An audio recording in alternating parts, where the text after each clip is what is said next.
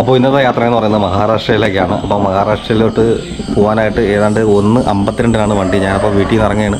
നേരെ Paravur railway station ചെല്ലുക. Train ഉണ്ടെങ്കിൽ അതിൽ കയറി നേരെ കൊല്ലത്ത് പോകും.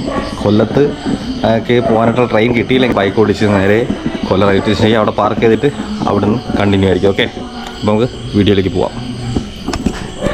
അങ്ങനെ ഞാൻ നേരെ പരവൂർ റെയിൽവേ സ്റ്റേഷനിൽ വന്നു. ഏതാണ്ട് 10 രൂപയാണ് ടിക്കറ്റ് ചാർജ് ആയത്. മെമു കിട്ടി. അങ്ങനെ നേരെ മെമു കയറി നേരെ കൊല്ലം റെയിൽവേ സ്റ്റേഷനിലേക്കാണ് പോകുന്നത്. അപ്പോൾ അവിടെ നിന്നാണ് നമുക്ക് വണ്ടി. അപ്പോൾ ഞാൻ കുറച്ച് നേരത്തെയാണ് ഇറങ്ങിയ, ഒരു മഴയും കാര്യങ്ങളൊക്കെ ഉണ്ടായതുകൊണ്ട്. അപ്പോൾ ഞാൻ കൊല്ലത്തിന്റെ റെയിൽവേ സ്റ്റേഷന്റെ മുൻവശത്തായിട്ട് എത്തി. കൊല്ലത്തിന്റെ ആ ഒരു മുഖച്ഛായ മാറ്റുന്ന തരത്തിലുള്ള വർക്കും കാര്യങ്ങളൊക്കെ കൊല്ലത്തിന്റെ റെയിൽവേ സ്റ്റേഷൻ ഭാഗത്ത് നടക്കുന്നുണ്ട്. അപ്പോൾ ഞാൻ അവിടെ നിന്ന് നേരെ ഒരു ഓട്ടോ വിളിച്ച് നേരെ നമ്മുടെ റൗണ്ടിന്റെ അവിടെ, അതായത് കൊല്ലത്തിന്റെ ചിന്നക്കടയുടെ ജംഗ്ഷന്റെ ഭാഗത്തോട്ട് വന്നു. അപ്പോൾ അവിടെ നമുക്ക് ഒരു നൈറ്റ് ഈ തട്ടുകട ഇങ്ങനെ റോഡ് സൈഡിലുണ്ട്. അപ്പോൾ ആ വൈബിൽ നിന്ന് മുമ്പ് പഠിക്കുന്ന സമയത്തൊക്കെ ഫ്രണ്ട്സൊക്കെ ആയിട്ട് വന്ന് ആ ടൈമിൽ നമ്മളിരുന്ന് ഫുഡൊക്കെ കഴിക്കാറുണ്ടായിരുന്നു. അപ്പോൾ ആ ഒരു രീതിയിൽ ആ നൊസ്റ്റു ഞാൻ നേരെ ഇവിടെ ഒരു കടയിൽ വന്ന് അങ്ങനെ നേരെ ഇവിടെ നിന്ന് ഫുഡൊക്കെ കഴിച്ച് എന്നിട്ട് നേരെ തിരിച്ച് ഞാൻ റെയിൽവേ സ്റ്റേഷന് വീണ്ടും നടന്ന് അങ്ങ് പോയി അപ്പുറത്തൂടെ. അപ്പോൾ അവിടെ വന്നപ്പോഴത്തേക്ക് അശ്വതി എന്ന് പറയുന്ന ഒരു കുട്ടി വന്നു. ആദ്യമായിട്ടാണ് ഇവരൊക്കെ കാണുന്നത്. അപ്പോൾ ഈ ഇരിക്കുന്ന ഗ്രൂപ്പാണ്, ഇവരെ കൂടെയാണ് യാത്ര ചെയ്യുന്നത്. തമിഴ്നാട്ടിൽ നിന്ന് വന്ന സുഹൃത്തുക്കളും ഉണ്ട്, പിന്നെ അല്ല നമ്മളെ കൊല്ലത്തായിട്ടുള്ള ടീം. അപ്പോൾ താടിയൊക്കെ വളർത്തി കുപ്പി വെള്ളം കുടിക്കുന്ന ആളാണ് ഇതിന്റെ കോർഡിനേറ്റർ കാര്യമൊക്കെ ചെയ്യുന്നത്. അപ്പോൾ തിരിച്ച് നമ്മൾ റെയിൽവേ സ്റ്റേഷന്റെ ആ ഭാഗത്ത് വന്നിരുന്നു. ഒരു 1:30-2 മണിക്കകത്താണ് വണ്ടി വരുന്നത്.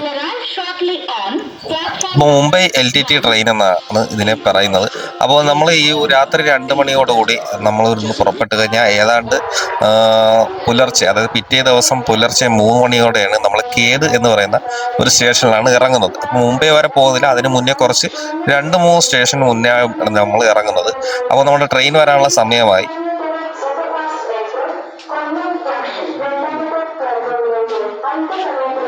അപ്പോൾ ട്രെയിൻ വന്നു. അപ്പം നമ്മളുടേതായ ടിക്കറ്റ് റിസർവ് ചെയ്തിരിക്കുന്ന അവരവരുടെ കോച്ചിലേക്ക് എല്ലാവരും ഒക്കെ സെപ്പറേറ്റ് ആയിട്ട് പോയി കഴിഞ്ഞു. അപ്പം ഞാൻ എൻ്റെ S3-യിലായിരുന്നു. S3-യിൽ എൻ്റെ സീറ്റ് നമ്പർ എടുത്ത് ഞാൻ അവിടെ പോയിരുന്നു. അതിൻ്റെ തൊട്ടടുത്ത് തന്നെ വേറെ 2 സുഹൃത്തുക്കളും കൂടെ ഉണ്ടായിരുന്നു. അപ്പം എല്ലാവരും പലതവണ ഈ നമ്മുടെ ഈ ഒരു റീൽസും വീഡിയോസും കണ്ടിട്ടാണ് ഇതിനകത്ത് ഞാൻ അറ്റൻഡ് ആവുന്നത്. അപ്പോൾ ഇതിൻ്റെ മെയിൻ പ്രൊപ്പറേറ്റർ ആയിട്ടുള്ളവർ സച്ചു, ഇതാണ് സച്ചു എന്ന് പറയുന്ന അഞ്ചൽക്കാരനാണ്. പിന്നെ നമ്മുടെ പ്രിൻസ് എന്ന് പറയുന്ന ഒരു സുഹൃത്തുണ്ട്, പിന്നെ കുക്കു എന്ന് പറയുന്ന ചേട്ടൻ. അങ്ങനെ ഇവരാണ് ഇതിന്റെ കോർഡിനേഷനും കാര്യങ്ങളെല്ലാം. പിന്നെ തമിഴ്നാട്ടിൽ നിന്ന് തൂത്തുക്കുടി എന്നുള്ള നമ്മുടെ സുഹൃത്തുക്കളും ഉണ്ടായിരുന്നു.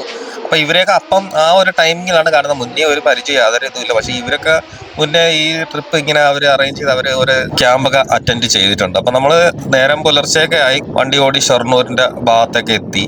അപ്പോൾ എല്ലാവരും ഫുഡ് കഴിക്കാനുള്ള ആ ഒരു ഇതിലൊക്കെ ആയിരുന്നു. അപ്പോൾ എന്തെങ്കിലും ട്രെയിനിൽ നിന്ന് ഫുഡ് കഴിക്കാൻ മിക്കവർക്കും ഒരു മടിയായിരുന്നു. അപ്പോൾ നമ്മൾ അവിടെ കുറേ പേര് അങ്ങോട്ടും ഇങ്ങോട്ടൊക്കെ വന്ന് നമ്മുടെ അടുത്തൊക്കെ സംസാരിക്കുകയും കമ്പനിയാവുകയൊക്കെ ചെയ്തു.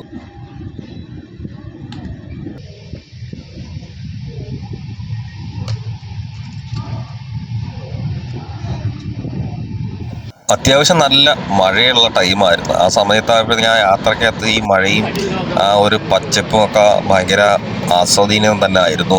കൂടെ നമ്മുടെ കൂട്ടുകാരായിട്ടുള്ള പിള്ളേരൊക്കെയാണ് ഈ ഇരിക്കുന്നത് ഓരോരുത്തർ. അപ്പം പലരും ഉറക്കം എണീച്ച് ഒന്ന് ഫ്രഷൊക്കെ ആയിട്ട് തമ്മിൽ കൂടുതലൊന്ന് പരിചയപ്പെട്ടു വരുവാണ്. അപ്പം രാവിലെ ആർക്കും ഫുഡ് കഴിക്കാൻ പറ്റിയില്ല. അപ്പം മാംഗ്ലൂർ എത്തിയപ്പോൾ അവിടുന്ന് ഫുഡ് പുറത്തുനിന്ന് ഓർഡർ ചെയ്ത് വരുത്തുമായിരുന്നു. അങ്ങനെ ഓർഡർ ചെയ്ത് വരുത്തി എല്ലാവരും ഫുഡ് കഴിക്കുമായിരുന്നു. ഇനി നമ്മൾ പ്രവേശിക്കുന്ന മാംഗ്ലൂരിൽ നിന്ന് നേരെ കൊങ്കൺ റൂട്ടിലേക്കാണ് ഈ ഒരു യാത്ര തുടരുന്നത്. നമ്മുടെ ഗോവയിലൊക്കെ പോകുന്നത് ഈ പറയുന്ന ഈ റൂട്ടിലൂടെയാണ്. അപ്പോൾ ഈ കാണുന്ന ബോഗിയിലാണ് എൻ്റെ സീറ്റ് ഇരിക്കുന്നത്. അപ്പോൾ അത്യാവശ്യം നീറ്റും ക്ലീനൊക്കെ ആയിരുന്നു ഇവിടം. കാരണം മറ്റ് കമ്പാർട്ട്മെന്റിനെ അപേക്ഷിച്ച്, കാരണം മറ്റ് കമ്പാർട്ട്മെന്റിന്റെ കുറെ ഭാഗങ്ങളൊക്കെ ഒരുമാതിരി മോശം രീതിയിലും ബാത്റൂമൊക്കെ വളരെ ഈ ശോചനീയ അവസ്ഥയാണ്.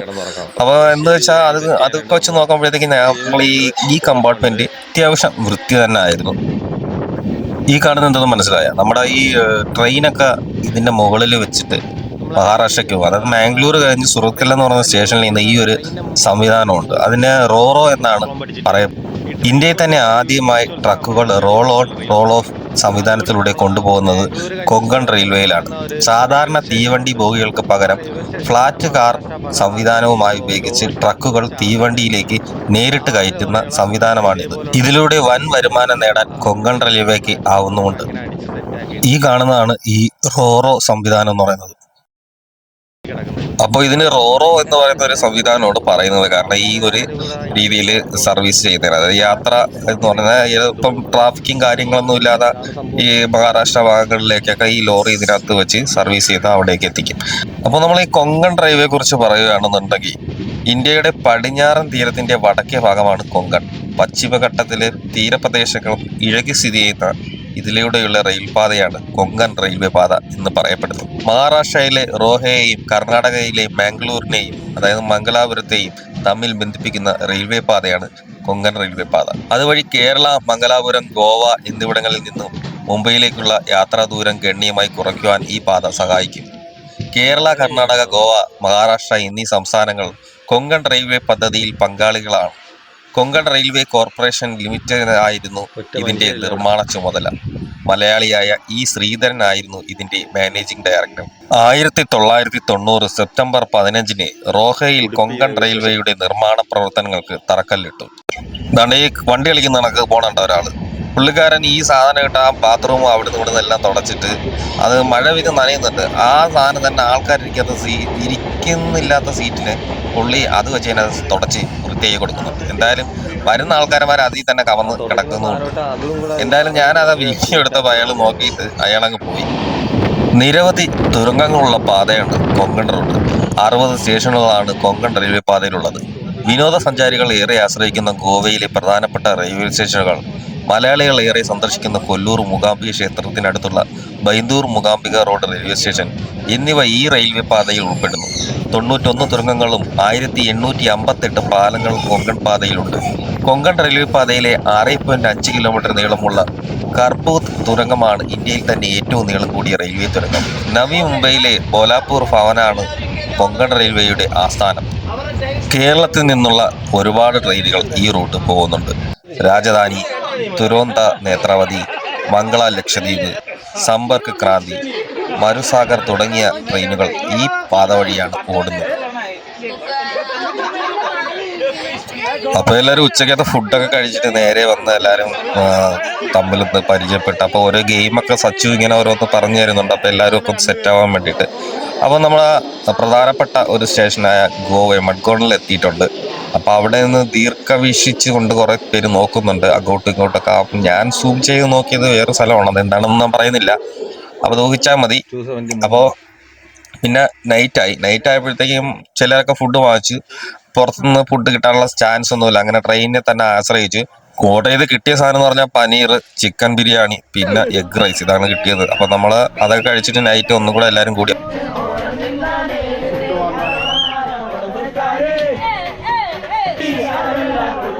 ട്രെയിനകത്ത് ഇങ്ങനെ കിടന്ന് വിസിലടിച്ചും അറുമാതിച്ചൊക്കെ പാട്ടൊക്കെ പാടുന്ന ആർക്കും ഒരു പ്രശ്നമില്ല. കാരണം വേറൊന്നും കൊണ്ടല്ല, ഈ വണ്ടിക്കകത്ത് മിക്കവരും ഈ പറയുന്ന മഹാരാഷ്ട്രയുടെ പല വിഭാഗങ്ങളിലായിട്ടുള്ള ഏരിയകളില് ടൂറായിട്ടൊക്കെ പോകുന്ന ടീമുകളാണ് കൂടുതൽ. അപ്പൊ നമ്മളെ ബോഗിയുടെ ആ ഒരു ഭാഗത്തിരിക്കുന്നവർ മാത്രമല്ല, അതിന്റെ അപ്പുറത്ത് എല്ലാവരും അറുമാച്ചും എൻജോയ് ചെയ്ത് ഡാൻസ് ഒക്കെ ചെയ്ത് വൈബാക്കിക്കൊണ്ടിരിക്കുകയാണ്. ഈ ഒരു ട്രെയിനകത്ത് ഭൂരിഭാഗം പേരും മലയാളികളാണ്. കൂടുതലായിട്ട് ഈ യാത്ര ആഗ്രഹിച്ചും ഇഷ്ടപ്പെട്ടു വരുന്നവരൊക്കെയാണ്. ഈ മഴ സീസണിൽ എൻജോയ് ചെയ്യാൻ പറ്റിയ മഹാരാഷ്ട്രയിലെ പല കാര്യങ്ങളും പല സ്ഥലങ്ങളും ഉണ്ട്.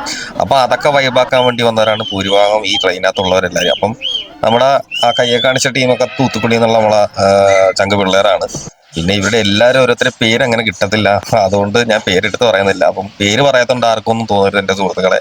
അപ്പം നമ്മൾ കേട് എന്ന് പറയുന്ന ഒരു സ്റ്റേഷനിലെത്തി. അപ്പം മഹാരാഷ്ട്ര എന്ന് പറയുന്ന ആ ഒരു സ്റ്റേറ്റിലേക്ക് നമ്മൾ എത്തിച്ചേർന്നു. അപ്പോൾ അവിടുത്തെ ഒരു റെയിൽവേ സ്റ്റേഷന്റെ ഭാഗമാണ് കാണുന്നത്. അപ്പം നമുക്ക് വേണ്ടിയിട്ട് വണ്ടി ഒരു ട്രാവലർ വെയിറ്റ് ചെയ്യുന്നുണ്ട്.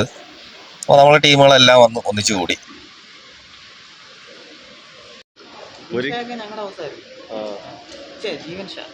നല്ല മഴയെന്ന് പറഞ്ഞാൽ നല്ല ശക്തമായ രീതിയിൽ തന്നെ മഴയുണ്ട്. ഈ ഒരു മഴ നമ്മൾ തിരിച്ച് കംപ്ലീറ്റ് ചെയ്യുന്ന വരെ ആ മഴ കണ്ടിന്യൂ തന്നെ നനയുകയും ചെയ്തായിരുന്നു. അപ്പോൾ നമ്മൾ റെയിൽവേ സ്റ്റേഷനിൽ നിന്ന് ട്രെയിൻ ഇറങ്ങി അവിടുന്ന് പുറത്തോട്ട് പോവുകയാണ്. അപ്പോൾ നമ്മുടെ ഗ്രൂപ്പുകൾ എല്ലാം വന്ന് ഏതാണ്ട് ഒരു 10-25 പേര് അകത്തുണ്ട്. പലരും പല ജില്ലയിൽ നിന്നൊക്കെ വന്നിട്ടുണ്ട്. അതും കൂടാഞ്ഞിട്ട് നമ്മുടെ മുംബൈയിൽ നിന്ന് പിള്ളേർ 2 പേരും കൂടെ ഇവിടുന്ന് കണക്റ്റ് ആവുന്നുണ്ട്. അപ്പോൾ അവർ ഈ കൂട്ടത്തിലുണ്ട്.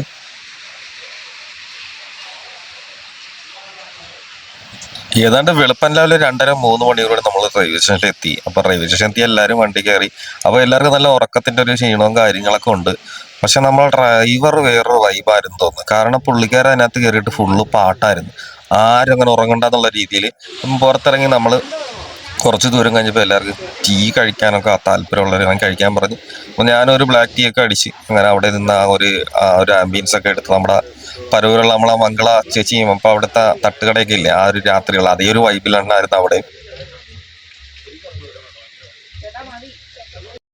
അപ്പൊ അവിടെ നിന്ന് നേരെ എല്ലാവരും വണ്ടി കയറി ഒന്ന് ഉറങ്ങാന്ന് വെച്ചാൽ വീണ്ടും നമ്മളെ ഡ്രൈവറിന്റെ പണി തുടങ്ങി പാട്ടിടക്കം. പാട്ട് പിന്നെയും കേൾക്കാം. ഇതിനകത്ത് അരി ഇടിക്കുന്നതൊക്കെയാണുള്ള സൗണ്ട്. ചെവിയും തലയും കേൾക്കാൻ വേണ്ട കണ്ണും കാണാൻ വയ്യ. അപ്പോൾ നമ്മുടെ ഇതിന്റെ സ്റ്റേയുടെ അറേഞ്ച് ചെയ്തിരിക്കുന്ന ആ ഒരു ഭാഗത്ത് എത്തി. അപ്പോൾ ഇതിന്റെ ഫസ്റ്റ് പാർട്ടാണ്. സെക്കൻഡ് പാർട്ടും തേർഡ് പാർട്ടും ഫോർത്തൊക്കെ വരുന്നുണ്ട്. അപ്പോൾ എല്ലാവരും വീഡിയോ ഒന്ന് ലൈക്ക് ചെയ്യുക, ഷെയർ ചെയ്യുക, സപ്പോർട്ട് ചെയ്യുക മാക്സിമം. അപ്പം വ്യത്യസ്തമായ വീഡിയോയിലായിട്ട് വരുന്നതായിരിക്കും. ഓക്കെ, എല്ലാവർക്കും നല്ലതേ നടക്കട്ടെ.